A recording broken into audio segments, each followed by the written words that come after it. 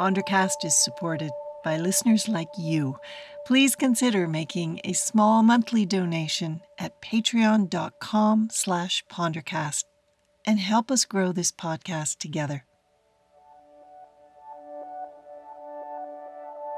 I'm Lori Brown. Let's Pondercast.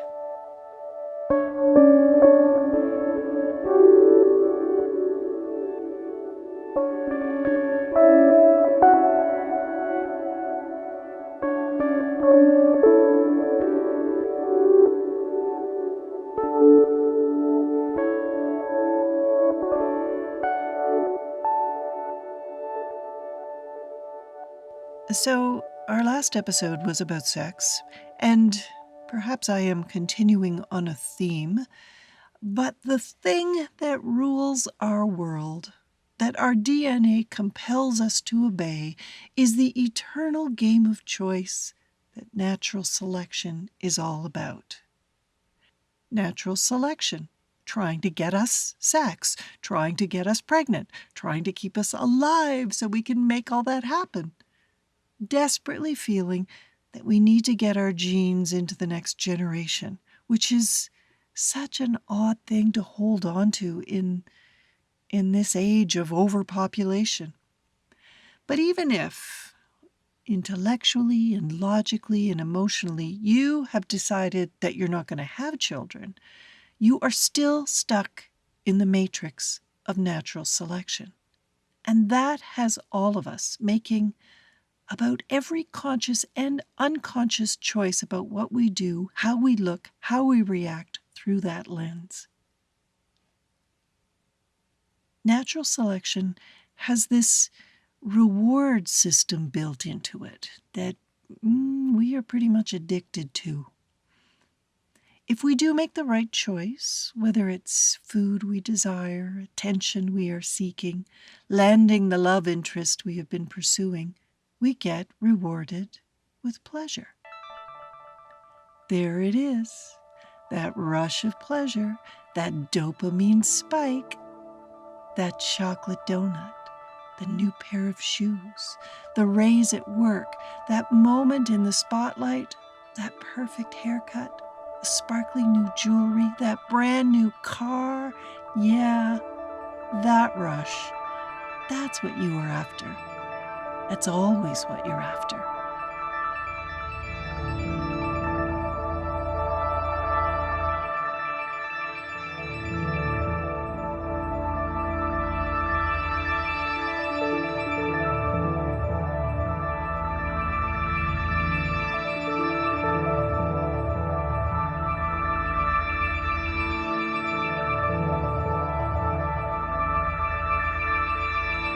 And then that wonderful feeling of pleasure almost immediately starts to fade. And that urge for more pulls at you again. It's endless, our constant desire for another hit of dopamine. I guess that's where drugs come in. They bring the rush of dopamine to us without us having to put in the effort, having to hunt for pleasure out there in the world. But can you imagine if pleasure didn't work like that in our brains? If pleasure wasn't fleeting? If the rush of one bite of cake stayed with us forever? And every bit of joy we chased and grabbed just moved in and lived with us? Imagine the bliss, the super, hyper, uber bliss.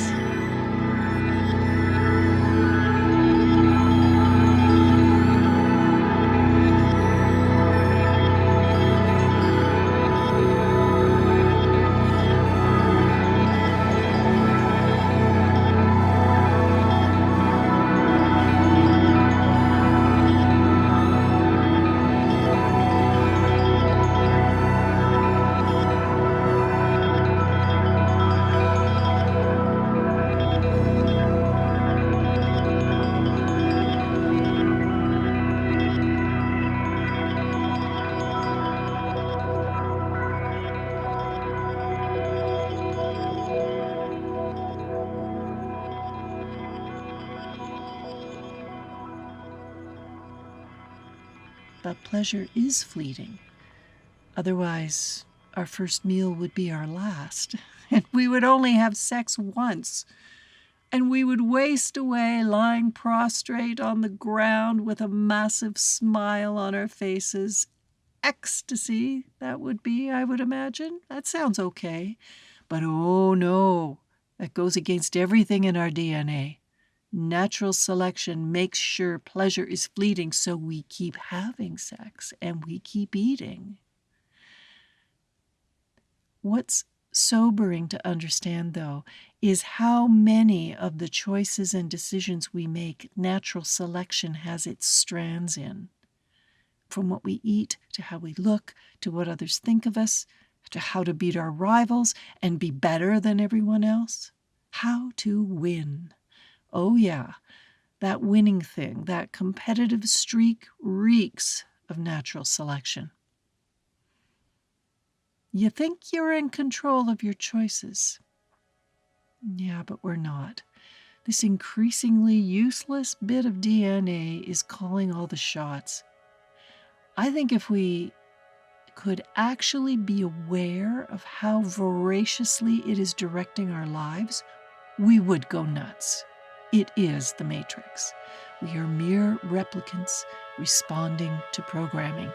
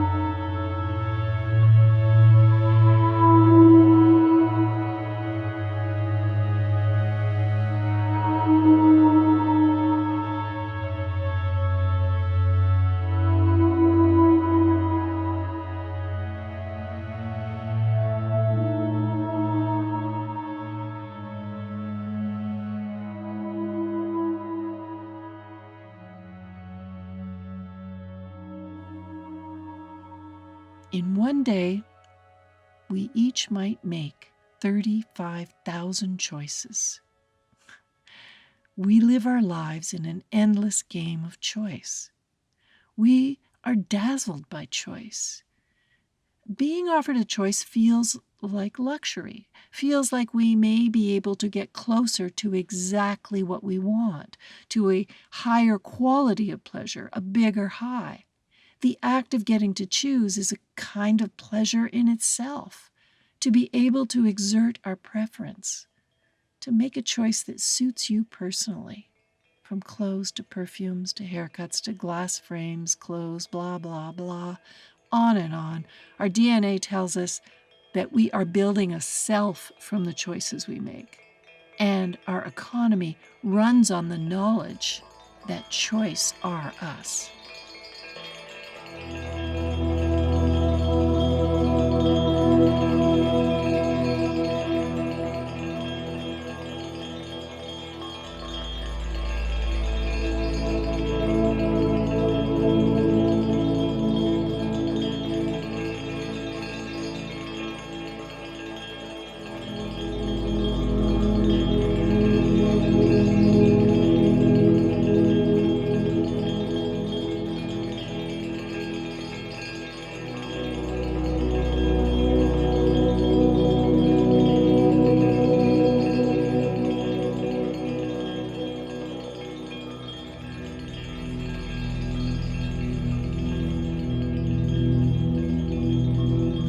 Never have so many people had so many choices laid out in front of them.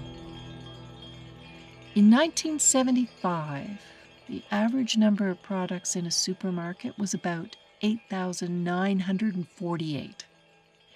In 2008, the average number, 47,000. Back in the 1970s, we were exposed to about 500 ads a day. Today, somewhere between 4,000 and 5,000. Choice is not a choice anymore. We are forced to choose between 15 kinds of pasta, 100 different phone plans. I'm not sure that choice is what I really wanted out of life. I resent the time I spent researching a new phone plan. I don't want to have to understand everything about innovative new toilet technology when my toilet is broken and I need a new one. I am finding myself increasingly exhausted and totally turned off by choice. How many choices can you make in a day before exhaustion kicks in, before you don't know what you want anymore, when you don't have another decision left in you? It turns out that our ability to choose is a depletable resource. It runs out. And we pay for our overwhelming freedom of choice. We hit choice overload. You've hit it. You know when you just can't make one more decision. You don't know what to eat for dinner, what to watch on TV, what to wear, what phone plan, what school to go to, what to do with your life. We are constantly being forced to register our preference, to weigh in our head and decide what appeals more. Those thousands of tiny consumer choices take up so much time and energy that we frequently hit choice overload just when we need to make a real decision about something important to us. And we find we have no brain space left for the meaningful decision.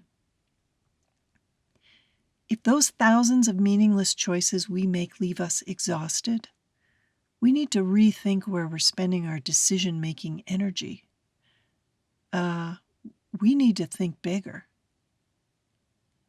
It's interesting how people who have to make a ridiculous number of decisions a day know this, and they save themselves for important decisions. Steve Jobs wore the same uniform every day, white shirt, jeans, so that he never had to spend any energy choosing what to wear. Obama would answer emails with one of 3 words: yes, no, or discuss, saving himself for more important stuff.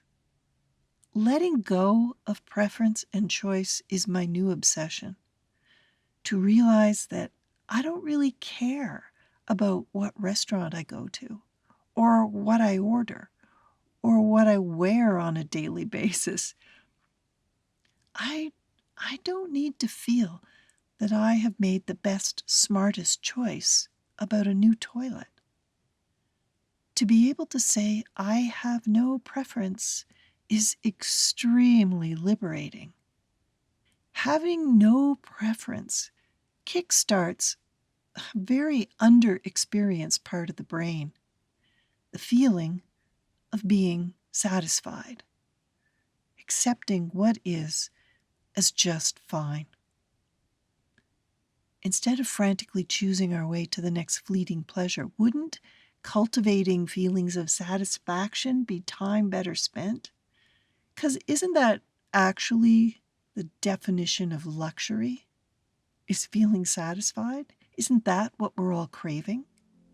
Not choice, but satisfaction.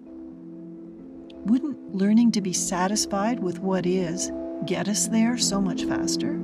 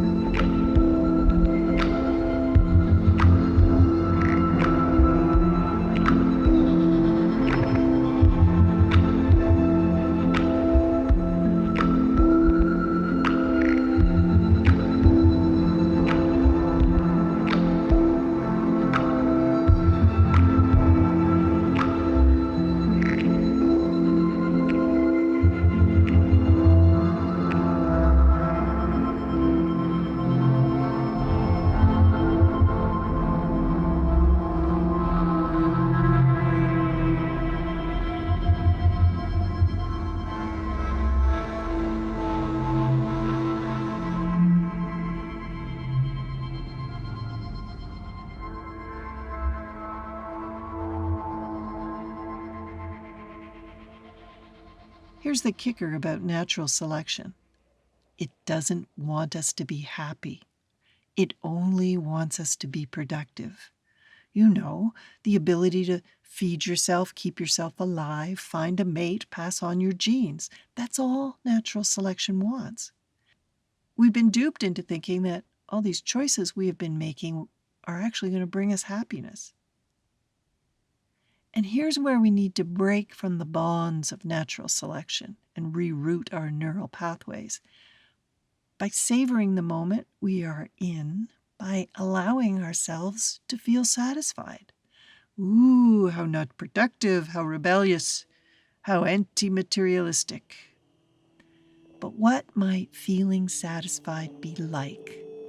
Imagine the luxury of that.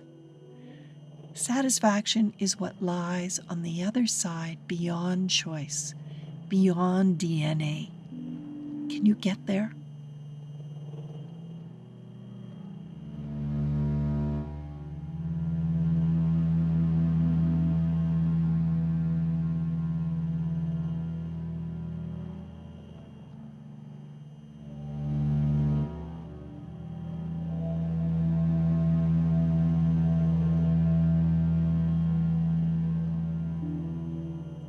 How to interrupt that endless hamster wheel of desire and craving that has us rushing to make the next choice?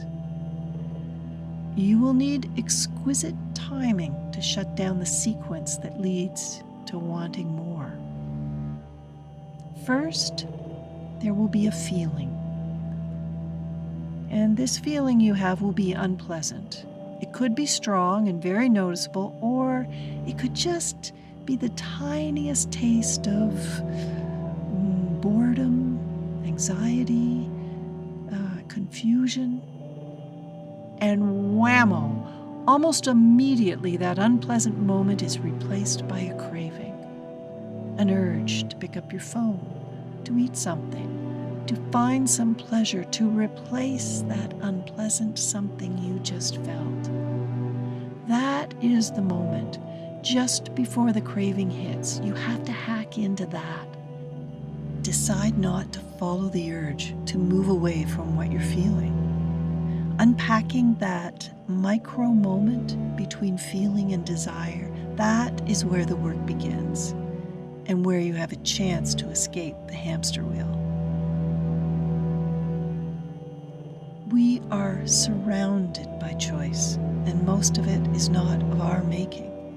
We are living in a time of unlimited choice. I think of it as the era of unnatural selection. Change the story. Get beyond your DNA. Aim for the luxury of satisfaction instead.